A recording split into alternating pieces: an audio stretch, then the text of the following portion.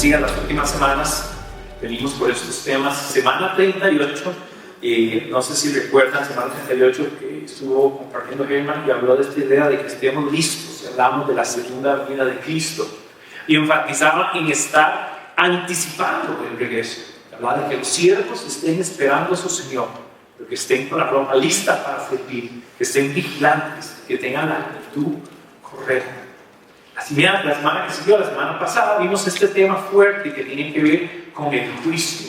Y hablamos del carácter de Dios que es justo y que no va a pasar por alto el pecado y la desobediencia del hombre.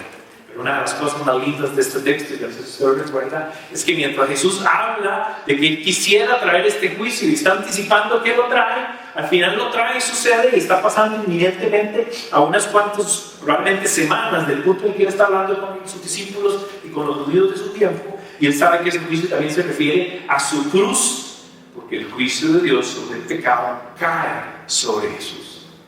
Entonces es una tensión interesante, como un Dios justo va a hacer que todo pecado sea apagado y toda injusticia sea apagada, pero todo eso recae sobre su Hijo para que entonces Cristo lo que nos ofrece misericordia y gracia. Y hoy vamos a hablar en eso. Así que hoy vamos a hablar con este tema de un tiempo de arrepentimiento. Y si usted lo ve de alguna manera, este está conectado con la semana pasada, porque debemos arrepentirnos para que esa justicia de Dios, ese acto justificador de Cristo, caiga sobre nosotros. Pero al mismo tiempo nos llama a tener la vista puesta en la segunda venida. Así que estas tres, por decirlo así, enseñanzas conectan temáticamente. Y yo creo que también está asociado con el camino al que Jesús está, que estamos hablando del camino de Jesús a Jerusalén. Recuerden que Jerusalén representa para Jesús este punto inminente de inflexión donde Él va a llevar a cabo su sacrificio con todo el contenido que hemos tenido hablando. Este texto es bastante interesante porque comienza como con dos sucesos de noticias, ¿verdad? Si en aquel tiempo en Jerusalén hubiera habido algún canal televisivo, esto hubiera salido por las noticias, ¿verdad? Y la primera cosa que encontramos es este grupo de hombres que en esta ocasión llegaron y contaron a Jesús cómo Pilato había dado muerte a unos galileos cuando ofrecían sus sacrificios. Recuerden que este hombre Pilato es el gobernador y este hombre aparece sobre todo en el relato, lo reconocemos porque Pilato es aquel al que lleva a Jesús y él literalmente se lava las manos, dando a entender que no tengo nada que ver con eso, o sea que la culpa no caiga sobre él. Pero este hombre Pilato, como otros emperadores, como otros gobernantes del Imperio Romano, también era conocido como alguien que imponía poder. Y la manera de imponer ese poder era a través de la fuerza, era a través de la violencia. Este texto es interesante porque nos habla de esta situación triste, bélica, y que habla un poquito también del tipo de sometimiento y el tipo de sufrimiento que estaba pasando el pueblo de Israel bajo el sometimiento al gobierno romano. Entonces es interesante que nos muestra eso, pero no nos da mayor detalle. Dice que Pilato mató a estos hombres, y quizás lo que sí es más grave de reconocer aquí es que los mata mientras ofrecían sacrificios. Recuerden que el lugar en el que se ofrecían sacrificios era Jerusalén. Quiere decir que estos galileos tenían que haber caminado del norte de Jerusalén, Galilea, y debían haber ido hasta Judea para entonces ir al templo y realizar sus sacrificios. Aquí también lo grave es que Pilato se ve también el poder y la injerencia que tenía aún sobre la dinámica del culto judío, que en medio de eso interfiere y asesina a estos hombres. Hay algunos que hablan de que la idea de que ofrecía sacrificios podía hacer referencia inclusive que la sangre de estos mismos hombres se mezclaba con la sangre del sacrificio, lo cual era literalmente algo de corte de blasfemia, de romper y irrumpir en el culto de los judíos.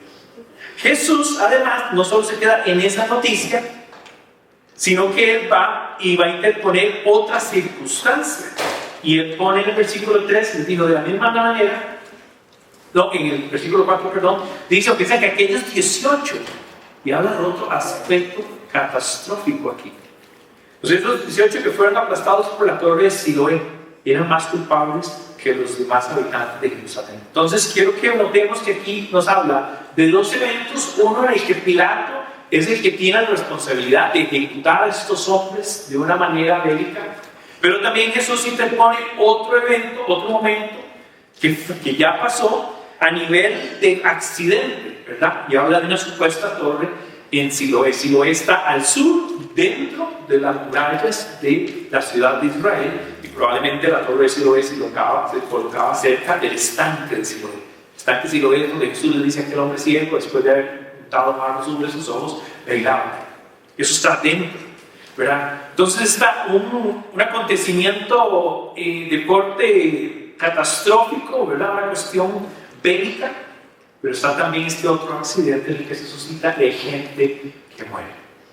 Así que la enseñanza de hoy yo quisiera tal vez compartir varios puntos. Uno, que resulta casi que necesario responder es por qué Dios permite el sufrimiento, ¿verdad? Y vamos a hablar un poquito de la teología del sufrimiento. Vamos a ver estas dos preguntas retóricas que se ven en el texto, ¿verdad?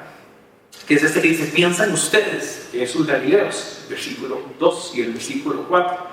¿O piensan que aquellos 18? Esas dos preguntas son dos preguntas retóricas de Jesús. Y hay dos preguntas o dos respuestas que él mismo ofrece y son contundentes, ¿verdad? Les digo que no, dice en el versículo 3, después dice en el versículo 5, ofrece la misma respuesta. Les digo que no.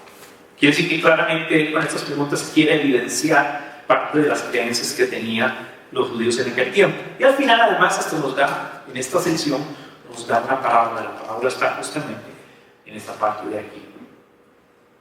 Entonces voy a señalarlo muy rápido. Aquí están, piensan ustedes. Y aquí están estas dos respuestas categóricas. Les digo que no, y les digo que no. Y vamos a indagarlo y vamos a verlo. Una cuestión que es el retador es este concepto, como les decía, del sufrimiento. El pasaje nos ofrece de entrada que los judíos en aquel tiempo asociaban el sufrimiento directamente con la maldad de las personas. O sea, si una persona sufre mucho, es porque muchas cosas malas hizo, porque era muy injusto, muy pecador. Y así se asociaba con la enfermedad. Esta persona está enferma, pero está enferma por razón de que es muy injusto, es muy pecador. Y de hecho el concepto o la concepción de los judíos específicamente hablaba de impureza. Porque recuerden que toda su dinámica religiosa estaba en función de ser puro para participar de la dinámica. Curiosamente, esos hombres galileos que habían peregrinado hasta Jerusalén tuvieron que haber seguido una serie de cosas para estar puros, para presentar su sacrificio y participar, y perecieron a manos del Pilato. Así que el sufrimiento en parte ya nos pone como esta disyuntiva de cosas que la gente ha dicho respecto al sufrimiento. Y hay como les decía, en Jerusalén en aquel tiempo hay un énfasis de el sufrimiento es estrictamente conectado con qué tan malo, qué tan pecador eres. Lo cual contrasta con la era moderna, donde más bien no cae sobre las personas la responsabilidad, sino que cae sobre Dios. La gente dice, esto pasó porque Dios lo permitió y entonces Dios es malo. Ahora que hay varias, y por eso es importante tal vez considerar estas diferentes posturas, ¿verdad? Entonces, si Dios existe, ¿cómo permite las tragedias o el sufrimiento? La pregunta. La otra postulado sería, bueno, sí, Dios existe, pero entonces Dios existe, pero no es ni todopoderoso ni es bueno. Y estas dos posturas son equívocas, son una mala lectura, un mal entendimiento de cómo Dios se revela. Los ateos, por ejemplo, muchos de ellos, tal vez no todos, pero una posición ateísta lo que dice es que no hay ni bueno ni hay malo. Entonces lo que alguien llama que es una circunstancia catastrófica o de tragedia, pues no es malo, solo es una circunstancia X. Entonces inclusive se basa en una postura relativista, o sea, nada es bueno realmente y nada es malo, entonces no existe. Lo cierto del caso es que el sufrimiento es tan real como que todos aquí en esta sala podemos decir, lo he sufrido, lo he sentido, lo he experimentado, lo he visto en otras personas. Y además la injusticia la he visto y la he vivido, ¿verdad? Todas las personas que desde un punto de vista relativista dicen que la maldad no existe y la injusticia no existe, cambian de parecer cuando se meten a robar la casa. Cambian de parecer cuando caen en una enfermedad o cuando alguno de sus hijos o sus hijas sufren, ¿verdad? Muchas veces pensamientos que oímos en la sociedad no se sostienen por sí solos ante la evidencia de la realidad. Entonces, estos dos puntos son los que nos ofrecen No obstante, ninguno realmente sacia esta pregunta de por qué sufrimos. Y bueno, lo cierto es que el sufrimiento es el resultado de la caída y consecuencia del pecado. Quiere decir que el diseño de Dios para el hombre, para vivir en armonía, se cayó. Voy a dar un ejemplo pequeño de esos. No estaba pensado de parte de Dios que el hombre muriera. Quiere decir que la misma experiencia de la muerte es el resultado de la caída. El resultado de que el diseño de Dios, lo que Él preparó y como Él dispuso, ya no está en ejercicio. No estamos viviendo en la realidad como Dios quería que la viviéramos. Estamos viviendo en lo que sucedió alternamente y ahora nosotros cargamos con esas consecuencias, ¿verdad?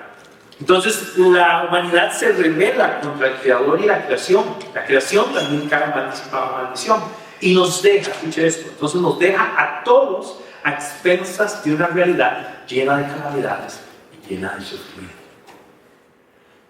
Entonces no significa que es porque usted hizo algo hoy en la mañana, algo malo hoy en la mañana, que en la tarde pierde esa pista. No funciona así. No es porque usted hizo algo malo ayer, entonces hoy algo va a pasar desafortunado. Puede pasar también, pero desde el punto general es que no estamos viviendo en el diseño de Dios como Dios originalmente lo ideó. Quiere decir que desde el punto de partida, en un sentido general, ya estamos en un mundo lleno y que priva la injusticia y el pecado. Y todos nosotros tenemos dos puntos ahí. Primero, recibimos la consecuencia de eso, pero también producimos injusticia y pecado. Entonces trasciende a un único acto que usted haga. Trasciende a la sociedad y la dinámica en un mundo caído. ¿Sí se entiende como la diferencia? En la antigüedad, como les decía, entonces las personas enfatizaban en que la gente sufría por las tragedias. Y el versículo 2 en parte da a entender eso. Jesús dice, ¿piensan ustedes que estos galileos murieron por haber sufrido así? Es porque fueron pecadores. Es porque, era por algo que hicieron más malo que los demás. Eran más pecadores que todos los demás galileos.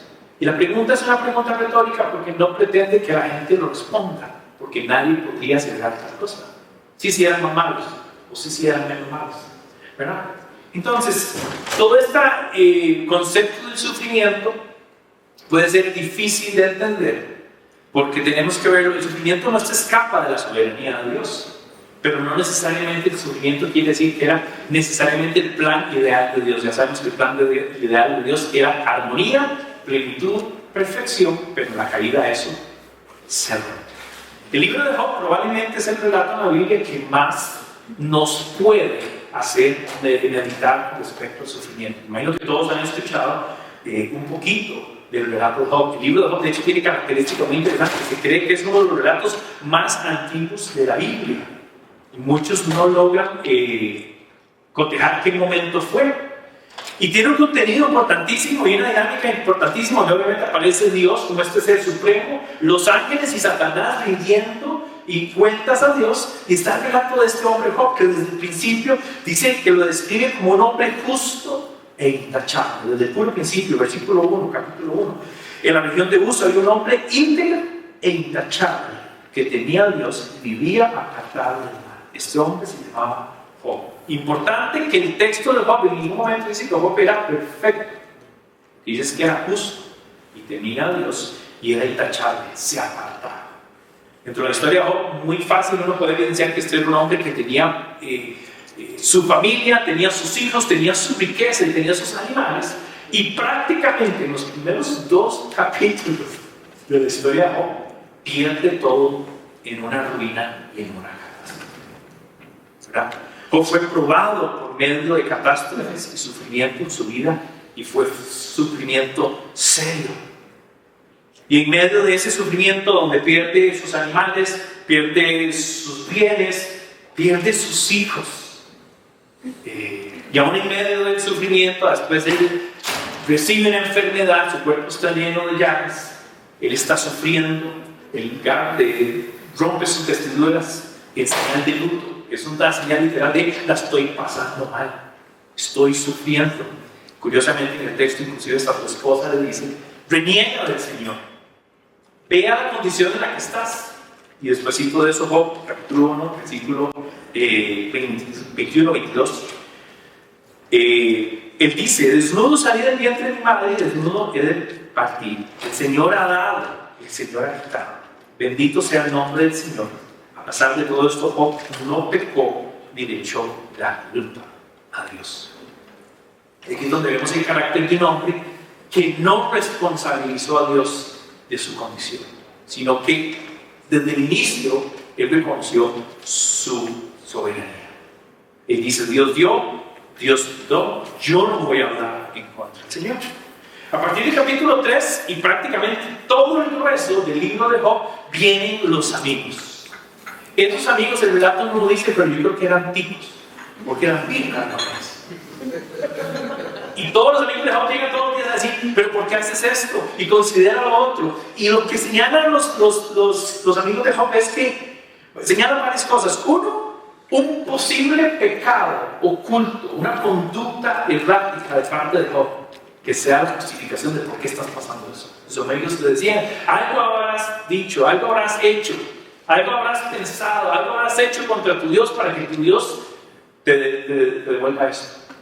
Entonces hablaban de una acusación, pero también sus amigos no solo quedaron ahí, sino que dijeron: deja a tu Dios, cuestiona a tu Dios, pregunta a tu Dios, revélate con tu Dios.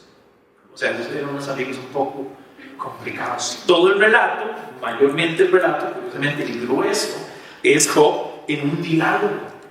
Y hay varios momentos en los que ellos hablan y Job le responde, y hay una dinámica. Y para mí es muy metafórico en el sentido de que cuando a usted le pasa algo en su vida catastrófico, por lo general pasa en un momento. Cuando yo tenía 21 años, mi papá murió.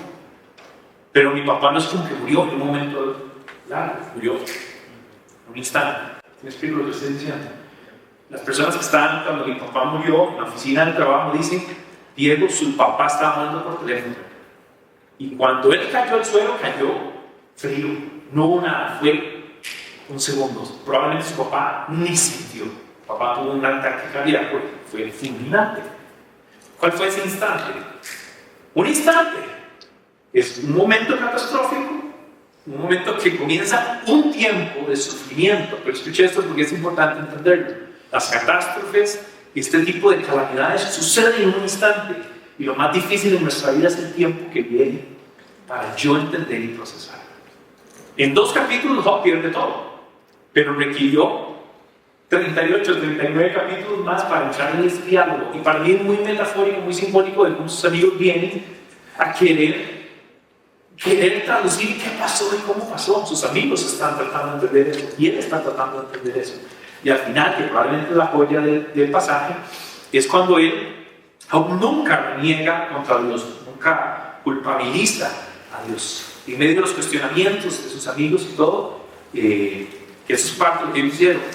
Sus amigos dijeron en Job 22, de 5 al 9: no es grande tu maldad, no son incontables tus pecados. Sin motivo exigías a tus hermanos que te dieran garantías, despojabas de su ropa a los que estaban en medio desnudos. No dabas agua al fatigado ni negabas comida al hambriento. Mientras que tú, hombre poderoso, dueño de tierras, te instalabas en ellas como si fueras un personaje importante. Despedías a las viudas con las manos vacías y oprimían a los huérfanos. Y todo esto son falsas acusaciones de quién era Job. Y Job persevera. Dios responde las preguntas de Job mostrando su sabiduría. Escuchen esto que es importante: mostrando su sabiduría, su poder y dejando en evidencia la limitación humana. Y esa es la joya del texto. Job lo que quería era una sola respuesta: es ¿por qué tuve que sufrir eso? Probablemente la que usted y yo hemos hecho varias veces. ¿Por qué mi papá tuvo que morir? Y no pudo acompañarme en mi boda. Y no pudo ver a mis hijos. Y no pudo congregarse a comunidad en eso. ¿Por qué? Lo interesante del por qué es que el por qué, si Dios alguna vez te lo va a dar, no te va a solucionar nada. Porque ya el sufrimiento y la catástrofe y la realidad se suscitó. Si Dios le hubiera respondido a Job, el por qué es A, B, C y D, de todas formas no perdió todo ya. Entonces, algo interesante que pasa a partir del capítulo 38 es que entonces Dios responde a Job. Lo interesante, si usted estudia este pasaje, es que la manera en que Dios responde a Job es a través de preguntas. Y preguntas más, preguntas menos, la gente cuenta al menos entre 70 y 77 preguntas que Dios le hace a Job. Una de esas preguntas que Dios le hace a Job es: Job, dime una cosa, ¿dónde estaba usted cuando yo creé el universo? Y le dice: Job, ¿cuántas veces le has dado la orden al sol de que amanezca un día? Y hay una parte donde dice: Job, dime qué tan fuerte es tu brazo, es tan fuerte como el brazo del Dios Todopoderoso. Y es interesante porque entonces Dios nunca responde el porqué del sufrimiento que pasó, pero responde diciendo quién es Él. Y cuando Dios responde diciendo quién es Él a través de estas preguntas, enfatiza también en la debilidad y en la carencia de Job. La respuesta de Job es justamente reconociendo la sabiduría, la soberanía, el poder, y diciendo que si yo soy ilimitado. Y aquí voy con una cosa importantísima. Muchas veces, la mayoría de las veces, el porqué, la razón del por qué sufrimos no la tenemos porque no somos capaces de entender. Si Dios te lo explicara o te lo dijera, no sabrías qué hacer con eso. Dios le dice a Job: ¿sabes cómo funciona el cosmos? Has contado las estrellas. Lo que está diciendo es: me estás pidiendo que te diga algo que aunque te lo diga, no va a tener cabida. Lo que está diciendo entonces es: sométete a quién soy yo, confía en mí, yo soy soberano, tú eres criatura, yo soy creador. En el versículo al final, versículo del 2 al 5 del capítulo 42, Job dice: yo sé bien que tú lo puedes todo. Ya se lo preguntó varias veces. Que no es posible frustrar ninguno de tus planes. O sea, lo que está diciendo es: yo sé que indistintamente el sufrimiento tú harás tu voluntad. ¿Quién es este? Has preguntado, que en sin conocimiento oscurece mi consejo. Reconozco que he hablado de cosas que no alcanzo a comprender, de cosas demasiado maravillosas que me son desconocidas.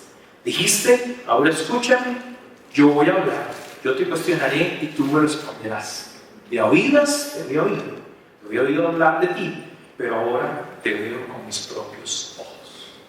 Una de las cosas maravillosas que hace el sufrimiento es que pasa de lo que crees saber de quién es Dios a un entendimiento más profundo de quién es Dios, y no necesariamente encontrarás la respuesta de por qué sufrí. ¿Por qué mis papás se divorciaron? ¿Por qué murió mi hermano, mi hermana, mi esposo? ¿Por qué estoy con esta enfermedad? ¿Por qué me despidieron del trabajo? No tal vez del mal, el trabajador le dice que su respuesta. Pero si me explico, entonces la pregunta a veces es equivocada. La pregunta es: ¿qué quieres enseñarme? Pero es difícil porque yo quisiera aprender de formas más fáciles. Usted también, ¿no? Así que esto nos da un buen panorama de la postura de Dios, la realidad de la humanidad caída y la experiencia catastrófica del sufrimiento. Para avanzar en otro punto, quiero retarlo a lo siguiente. Si hay algo lo que debería ser bueno, esta semana estaba hablando con una persona de la comunidad de varios temas y salió este tema, fue muy interesante. Yo dije: es curioso porque el texto del domingo tiene que ver con esto. Y esa persona me decía: Diego, yo creo que es que hay gente que no sabe sufrir, me dijo. Yo me quedé pensando un poco y después hablamos más y tenía razón. Lo que quería decir con esto es que el sufrimiento es algo que usted tiene seguro en su vida, pero seguro. Quiere decir que nosotros deberíamos ser buenos para ser sometidos al sufrimiento.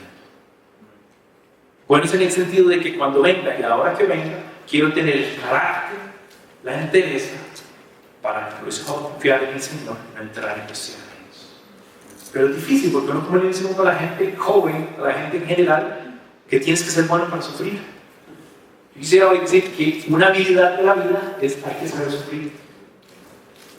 ¿Verdad? Hay que saber sufrir. Les voy a dar un ejemplo. Es el siguiente: hay dos personas, misma rango económico, mismo desarrollo cognitivo, dos personas que aman a Dios en su lo que sea. Y ante la noticia de la enfermedad, uno de ellos dice: bueno, Dios primero, o me recupero, o si no muero, y voy con Él y disfruto de su presencia eterna. Y el otro dice, no puede ser, estoy afligido, estoy dolido, esto es una catástrofe y un montón de cosas, lo cual vale lo que sufra. La pregunta es por qué una persona reaccionó de una manera y otra de otra ante la misma realidad. Y la diferencia en parte reside, no es que sea una cosa tan matemática, pero en parte reside en la capacidad que una persona asumió el sufrimiento y cambió. La Biblia nos enseña inclusive con frases como toma tu cruz y sigue. Y definitivamente nadie debe entender la cruz como una cosa liviana y una cosa que además la vida del creyente va a ser todo por los rosas, que ha sido en parte una de las carencias más grandes del desarrollo o la dinámica eclesial, que nos vendieron una teología donde si usted ora suficientemente al día, suficientes veces al día, no vas a sufrir. Porque si usted ofrenda, ¿verdad? Si usted pacta, si usted siembra, y claro, toda la gente pacta y siembra y todo esto, porque dice, no, que bueno, ya pacté esta semana, ya esta semana no sufro. ¿Verdad? Y poco esto digo.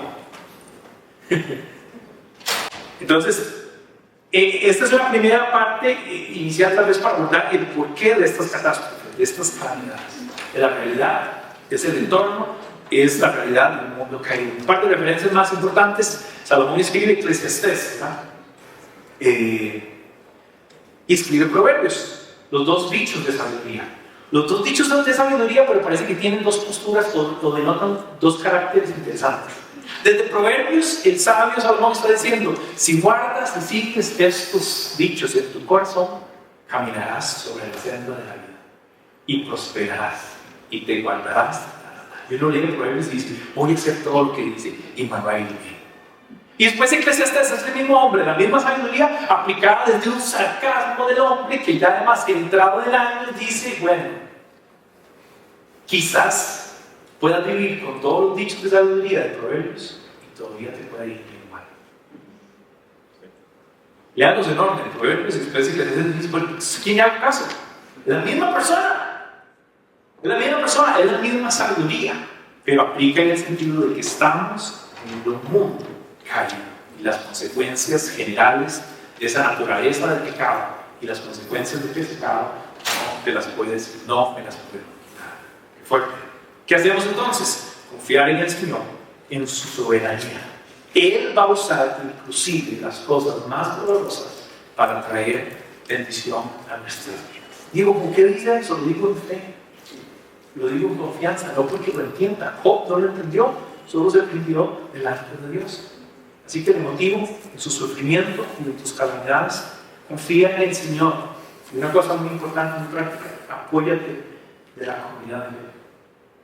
Hay sufrimientos que yo he tenido que le ayudan a usted a pasar por los suyos.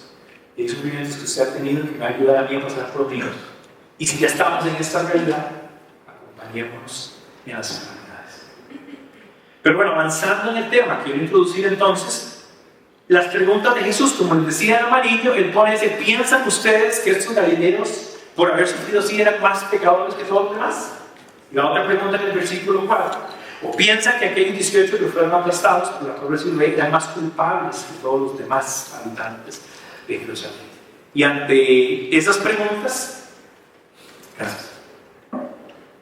Obviamente lo que buscaban era evidenciar y vetar el pensamiento religioso de su época, donde era un común, una conexión directa entre las circunstancias difíciles y el pecado de las personas. La idea de que los más pecadores y más impuros sufren más. Un relato de estos, un ejemplo de estos, Juan 9, de 2 al 3. Los discípulos preguntaron a Jesús, Rabí, para que este hombre haya nacido ciego, ¿quién pecó? Bueno, pues sus padres. Ese es un ejemplo bíblico de eso. La respuesta de Jesús afirma lo que él también en este texto dice. No está así debido a sus pecados ni a los de sus padres. Para aquí Jesús categóricamente dice, no hay una conexión directa en esta conexión. Más bien reafirma, sino que sucedió para que la obra de Dios se hiciera evidente en su vida. Entonces, ante estas dos preguntas retóricas, Jesús responde entonces en el versículo 3 y el versículo 5, que están ahí en verde, con la respuesta categórica. Les digo que no.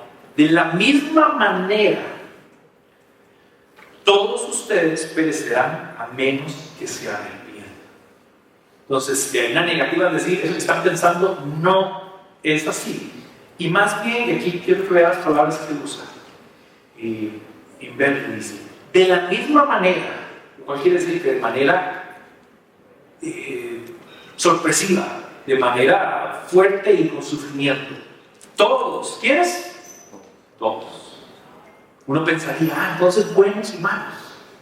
Bueno, es que esta categoría de buenos, ¿cuál es? ¿Quiénes son? Es otra cosa interesante de la pregunta del sufrimiento. Dios, ¿por qué sufren los buenos? La respuesta inmediatamente, sufren todos y los buenos no los conocen. De la misma manera, todos ustedes, y habla algo que conecta con el tema del juicio de la semana pasada, perecerán, a menos, y hay una salvedad importantísima que es el énfasis también de la enseñanza, a menos de que se arrepientan. La respuesta de Jesús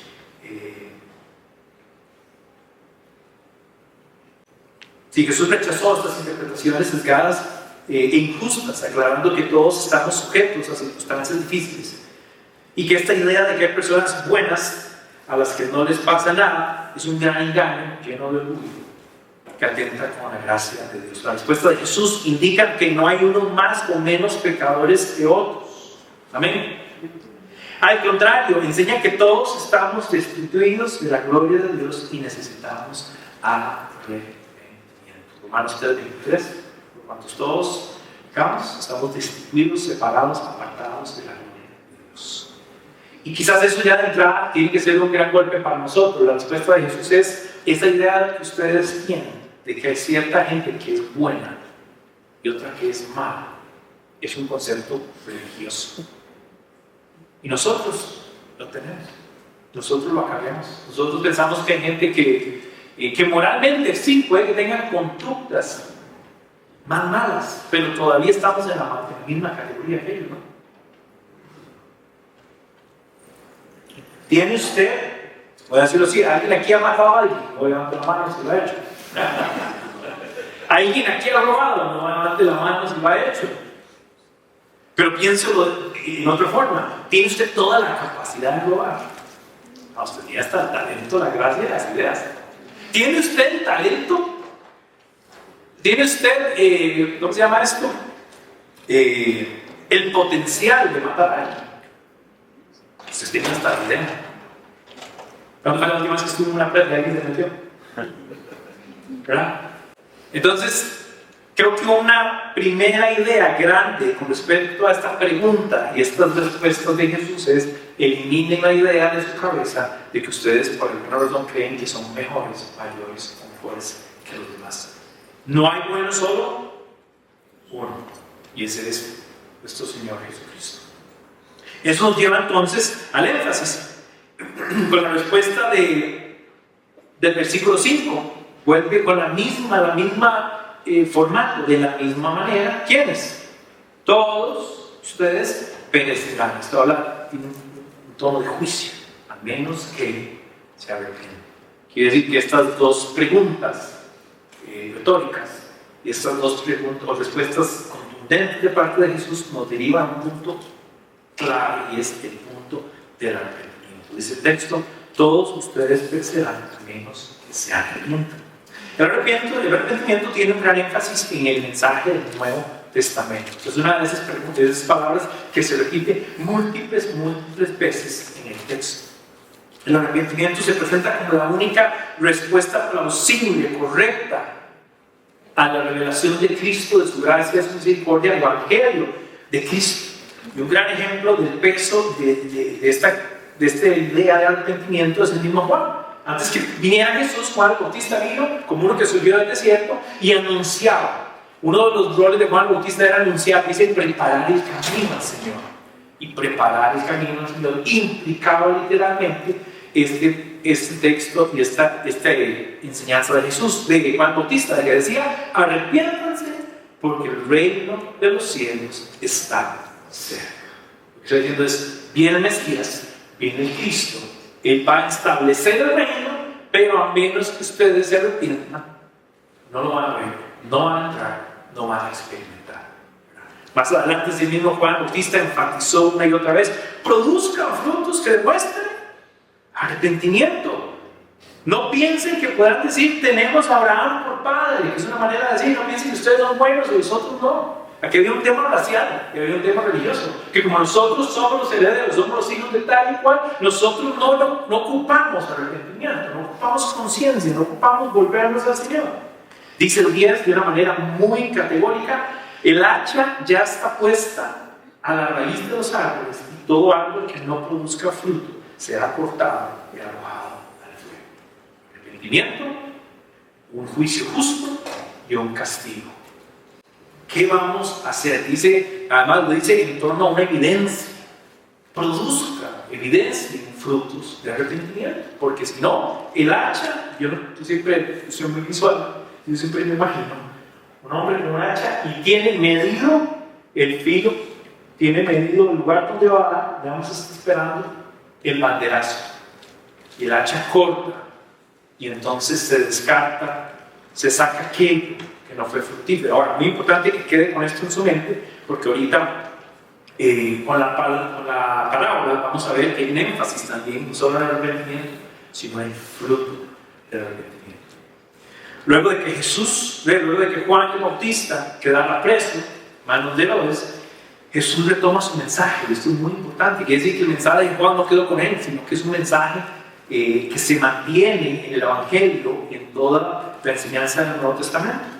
Entonces, desde entonces Jesús comenzó a predicar: arrepiéntanse, porque el reino de Dios está cerca. Y en otro momento también dice: arrepiéntanse, porque el reino de Dios está aquí, refiriéndose a él mismo. Entonces, el arrepentimiento significa un cambio de corazón, un cambio de pensamiento. La palabra que da origen en el griego a arrepentimiento es metanoia. Y tiene esta raíz meta, que es como la misma raíz de la palabra metamorfosis. Metamorfosis es meta, cambio, y morfo es cambio de forma. Entonces, metamorfosis es alguien que cambia, algo que cambia de forma. Y metanoia en arrepentimiento es alguien que cambia su corazón, cambia su parecer y cambia de dirección. O sea, el cambio esencial está implícito. Habla de un cambio de dirección, de dejar de caminar dándole la espalda a Dios y más bien volvernos a Él. Y así, por medio de la fe y por la gracia mostrada en la cruz, recibamos salvación. Pues bien, Dios pasó por alto aquellos tiempos de tal ignorancia, pero ahora manda a todos, en todas partes, que se arrepientan. ¿A qué manda? Que se arrepientan. Él ha fijado un día en que juzgará al mundo con justicia y por medio del hombre que ha designado.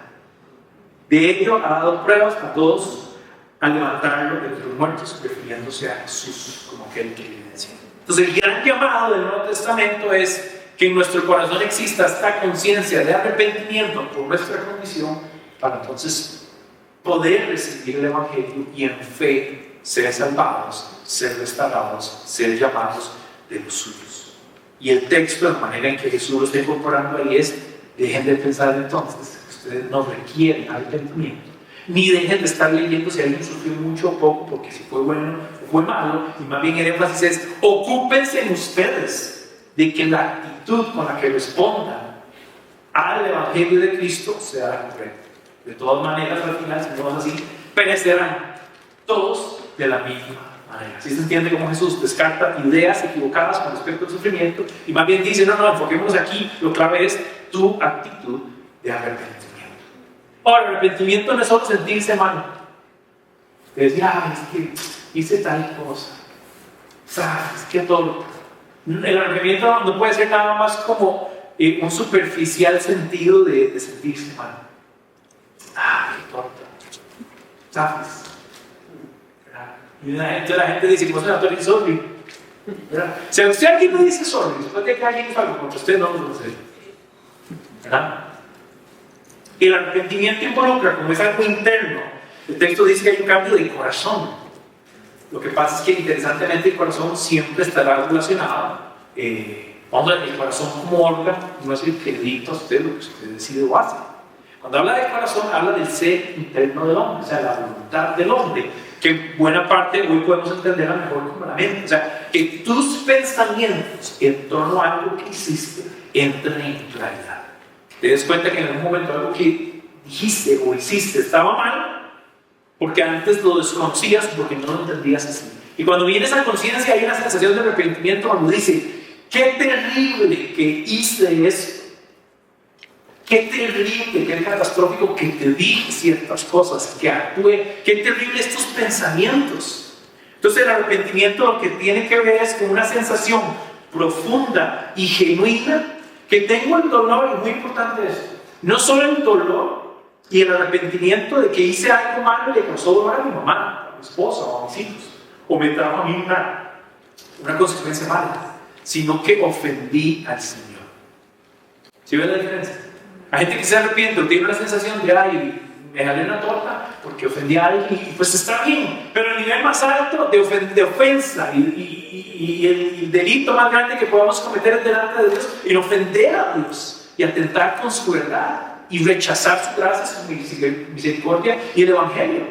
Entonces tiene que haber un sentido muy claro de que yo me arrepiento de esta conducta que le da la espalda a Dios. Una forma en que la gente lo ha explicado muchas veces es que si yo voy caminando en esta dirección, haciendo cosas feas, pensando cosas feas y tomando malas decisiones, de una manera errática en contra de Dios, el arrepentimiento es que yo tenga conciencia aquí de lo que estoy haciendo, pero que me dé la vuelta y entonces camine hacia Dios, que es ese puntito rojo que Jesús, que es el vínculo perfecto, que es nuestro nexo con el Padre.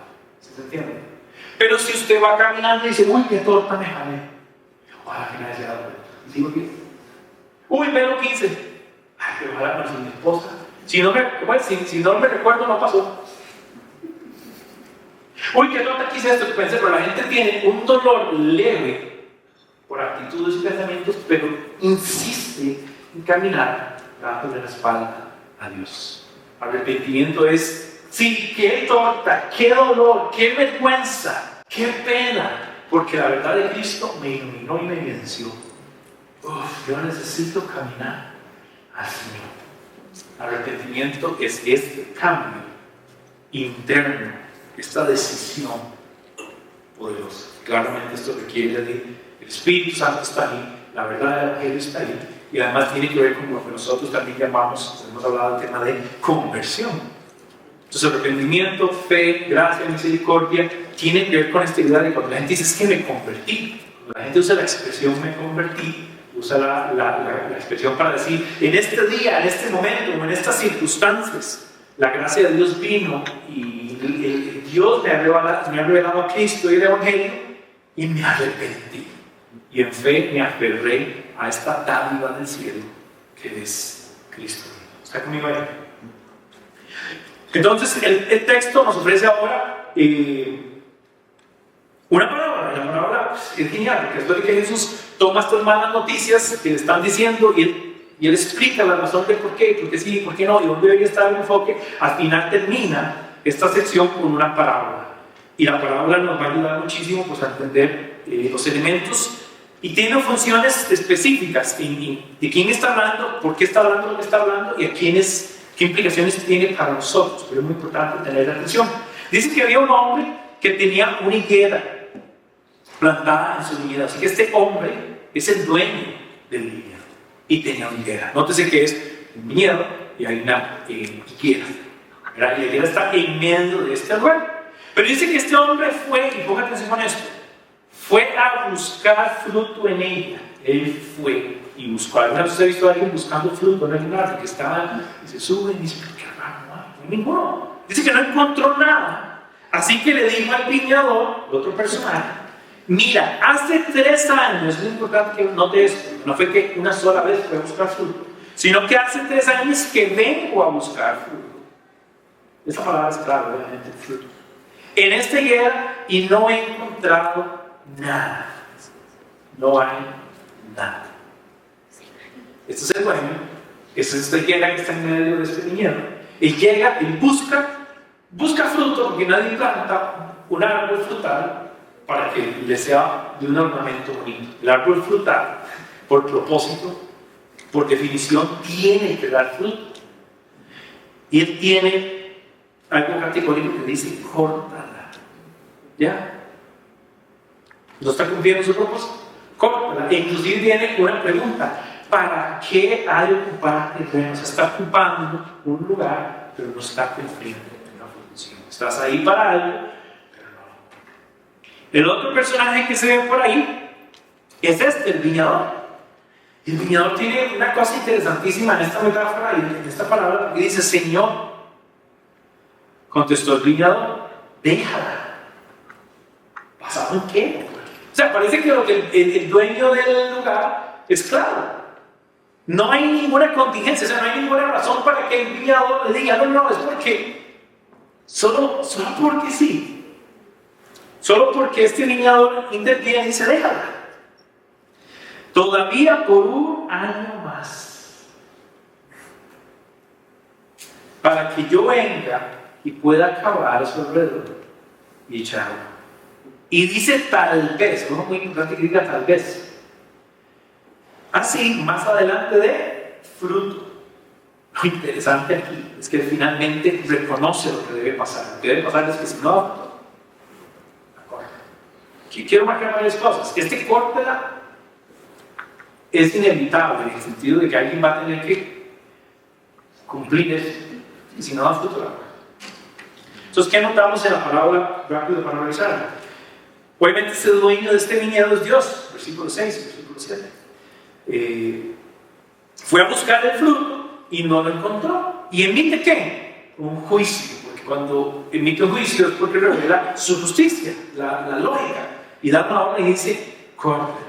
¿Por qué? Porque eres el dueño del viñedo, porque la plantó, porque le dio un lugar, porque le dio tiempo, y tiene la expectativa que dé fruto y no dio fruto. Entonces no dio fruto y dice: córtala. Aquí no hay nada que argumentar ante esa verdad. Esa es la imagen de Dios en esta metáfora, en esta palabra. El viñador es Jesús, en el versículo 8, que interviene y dice: déjala todavía por un año más. Interviene con misericordia y pide al dueño un año más de tiempo. Entonces hay dos cosas aquí grandes. Interviene en misericordia para librarla de que la corte. Ya la hacha está puesta, como digo. Pero no solo extiende misericordia, sino que dice: dale un año más. Eso es gracia.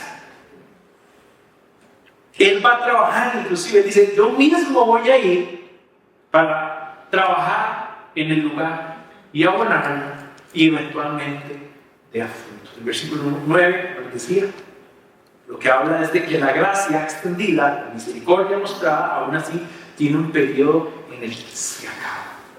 La metáfora es muy relevante porque tiene muchos elementos en los que podemos ver temas teológicos importantes. Habla del juicio de Dios, habla de la misericordia de Dios, de la gracia de Dios, y habla de la expectativa del fruto, y en contra de la expectativa del fruto también habla de un juicio y un castigo. Todos los elementos en 4 o 5 líneas podemos encontrarlos y podemos verlos. Ahora, es importante esto. ¿Esta idea quién es? Esa es la otra cosa de que no estamos hablando, ¿verdad? ¿Quién es este personaje? Entonces, inicialmente, la mayoría de los teólogos afirman que esta idea inicialmente en el texto refiere a Israel.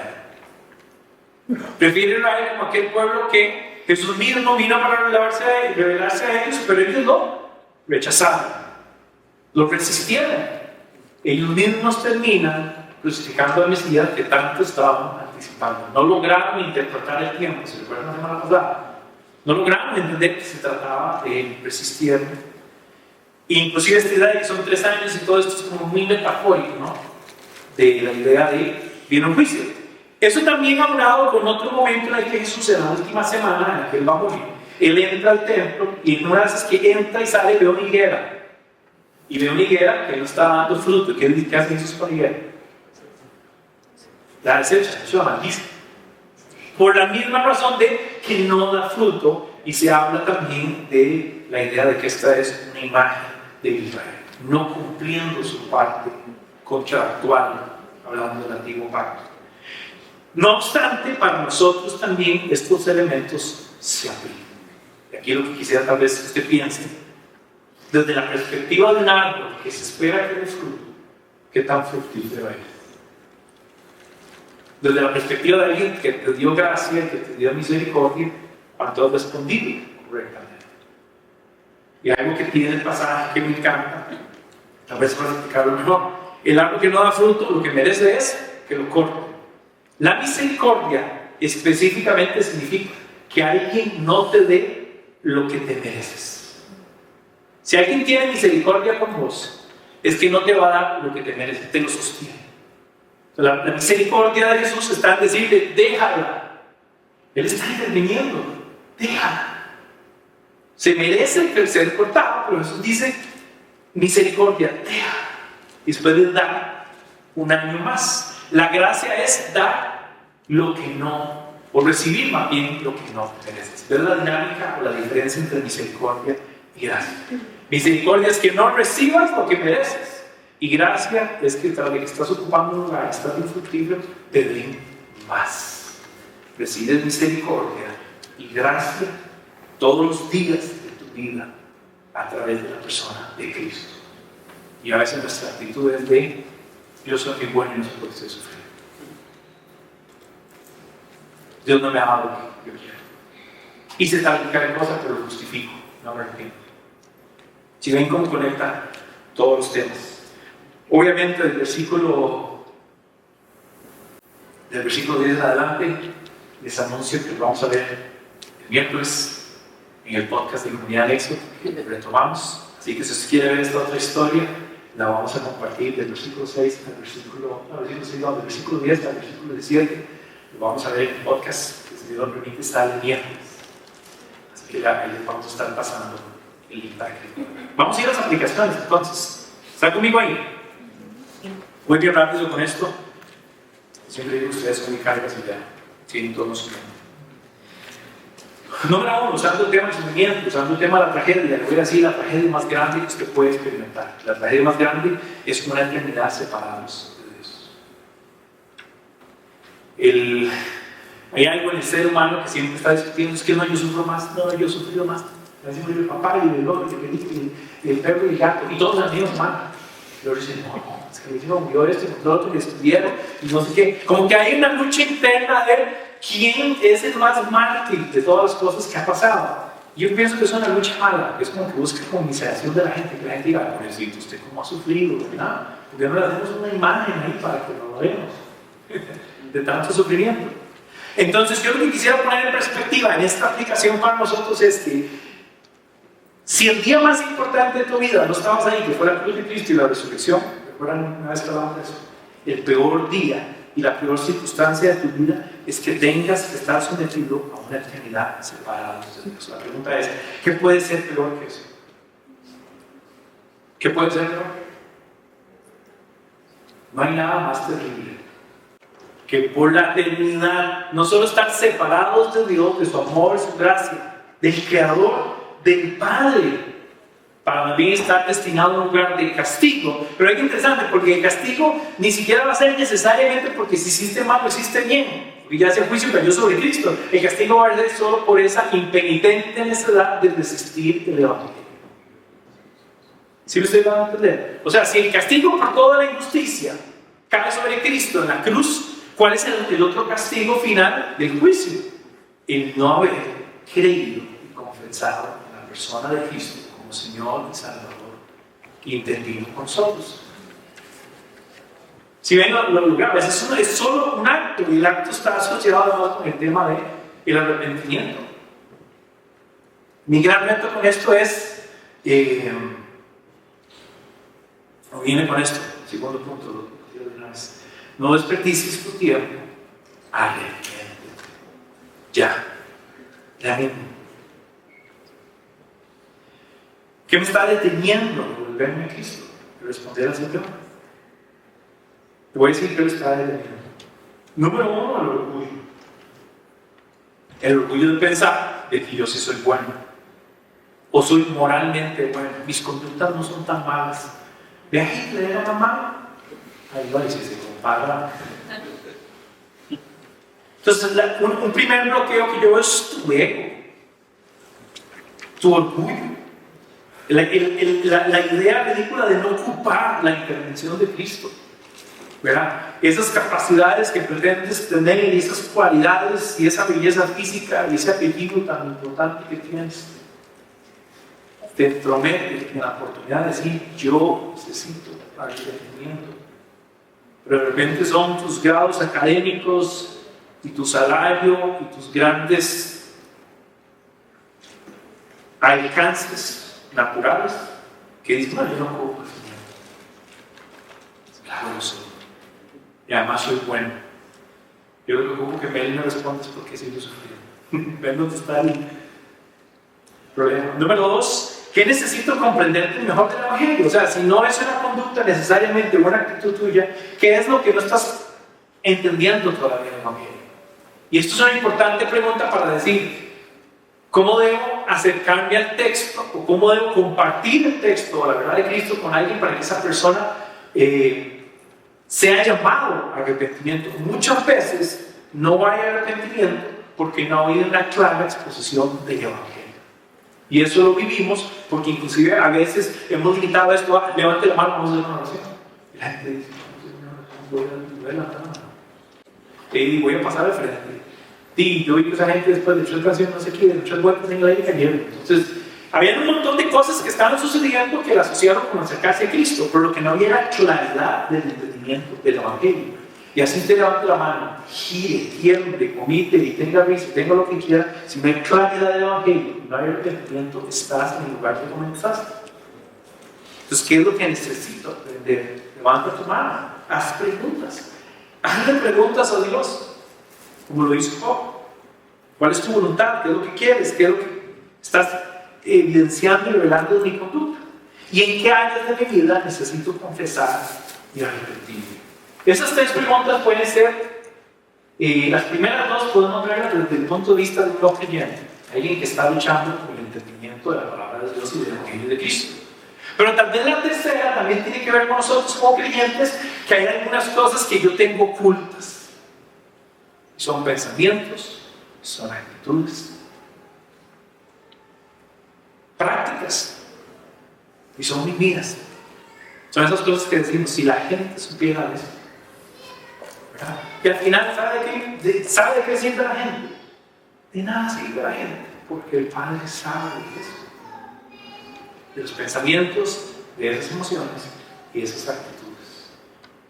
Entonces, no desperdicies tu tiempo, no desperdicies ese año más que el viñador dijo: déjalo, lo voy a acabar, yo voy a hacer una obra.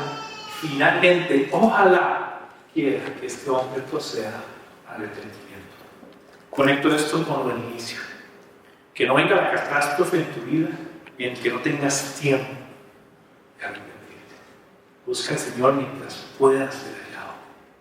No des por sentado, muy al estilo tico, de que al último, ahí de camino, ahí en el cielo, yo soy Jehová, ahí yo. No se juegue ese chance. Me parece que el texto enfatiza que de esa manera todo puede cambiar. Número 3, vive una vida fructífera. ¿En qué áreas de mi carácter puedo evidenciar el caminar de Cristo? ¿Por qué hablo de carácter? Porque las primeras evidencias de un fruto en las personas, y escuchen muy bien, no tiene que ver con lo que hacen, o no tiene que ver con que si tiene un rol o una responsabilidad dentro de la iglesia. Eso ha sido malinterpretado. A veces la gente dice: es que si sirvo en la iglesia o tengo un rol o hago algo, entonces soy maduro y tengo evidencias de arrepentimiento. Y yo quisiera que usted se detenga y vaya 2 o 3 pasos más atrás y diga: de lo interno, de mi carácter, ¿dónde hay evidencias de arrepentimiento? Hay gente no arrepentida que puede servir en la iglesia. Y hasta la puede hacer bien. Llegue y trae y cante esa cosa y hace lo otro, pero la evidencia esencial es cuánto tu carácter hoy refleja el carácter de Cristo. Un pasaje para estos Gálatas donde habla de los frutos del Espíritu, volviendo al tema de los frutos y volviendo a esta evidencia. Los frutos del Espíritu no son más que la evidencia del carácter de Cristo tomando lugar en nuestra vida. Y uno se mide con estos frutos. Lo que ves es carácter, no cosas que hago, sino cosas que soy, ¿verdad? Número 2, ¿cómo estoy participando de la iglesia, que es el cuerpo de Cristo? Y aquí la evidencia está en el sentido de no existe tal cosa como un creyente solitario. Es que si yo me repetí, pero Dios y yo y Dios, y nos llevamos, Él me comprende, yo lo comprendo, Él me habla a mí, yo le hablo a Él y todo. Pero en la iglesia, no, la iglesia. Porque la iglesia vino para qué. Qué interesante, no puedes amar a Dios sin amar lo que Él ama, y Él ama a la iglesia, la institución de Dios. Usted puede tener una excelente relación con Dios, pero la evidencia que probablemente no es tan excelente es que no tienes una excelente relación con la iglesia. Que de Cristo. Entonces me dice, entonces tenemos que llevarnos bien. Comer, salir, hablar y compartir. Y cuando estamos sufriendo, entonces sufrir juntos. Y cuando tenemos que celebrar, celebrar juntos. Requiere carácter amar a la iglesia y requiere carácter someterse a la iglesia, pero eso es una evidencia, es un fruto de ese arrepentimiento. Y finalmente, un fruto importantísimo es con quién estoy compartiendo el Evangelio. La vida más fructífera que puedes vivir es aquella en la que revelas el carácter de Cristo en tu vida, aquella que tiene una dinámica viva, rica y edificante en la dinámica de la iglesia y el vínculo que todos tenemos en Cristo, y finalmente que yo estoy anunciando el Evangelio con certeza, con seguridad, con convicción. ¿Está conmigo ahí? Oramos.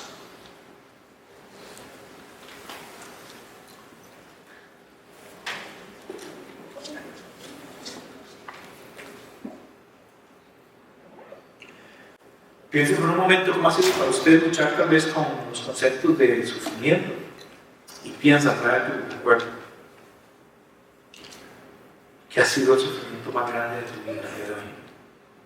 ¿Qué ha sido aquello que fue una calamidad? Que tal vez fue inesperado. Que has pasado por días, meses y años. Quizás preguntándote, Dios, ¿por qué? ¿Por qué pasó esto? ¿Por qué tuve que pasar por ahí? ¿Por qué todavía lo sufro?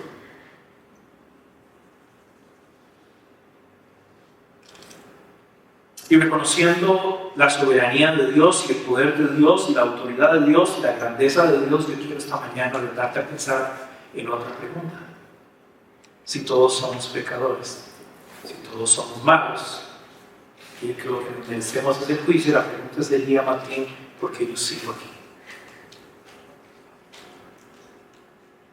Y la respuesta es la gracia y la misericordia de Cristo, que te regaló un día más para que ante la verdad del Evangelio y de su palabra procedas al arrepentimiento. Ya.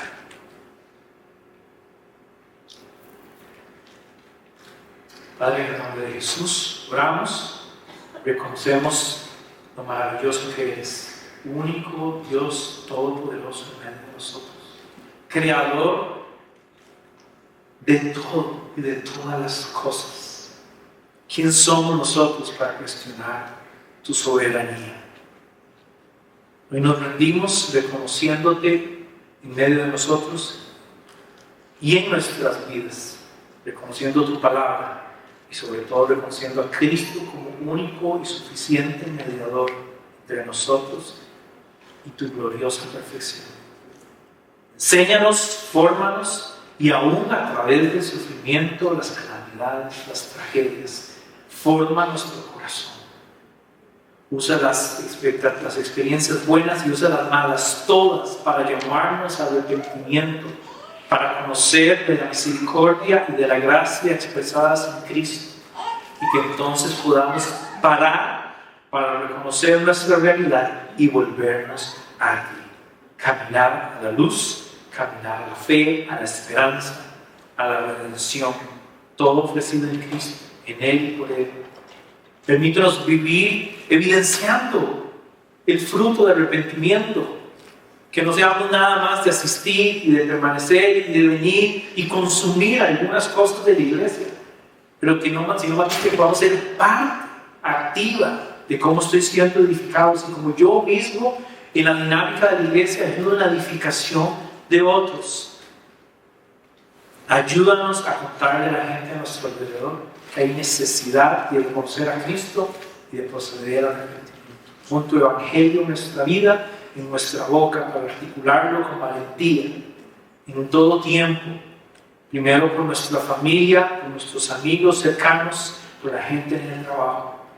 Permítenos comunicar este mensaje de misericordia y de gracia, y también con un sentido de urgencia. Te doy gracias por cada persona que hoy nos acompaña acá. Pido que nos guardes, te pido que nos enseñes, te pido que sigas guardando nuestros corazones hasta el día de Cristo. Te doy gracias por todo esto y oramos en el nombre de Cristo Jesús. Amén y amén. Ahí en sus notas también al final hay un link al episodio 48, que fue un podcast que grabó Daniel Seguido con Renzo hace unos años, o sea, casi como 2 años, donde justamente abarcamos el tema de si Dios es bueno, porque existe el sufrimiento. Y lo pongo ahí porque creo que sería bonito que puedan ahondar más.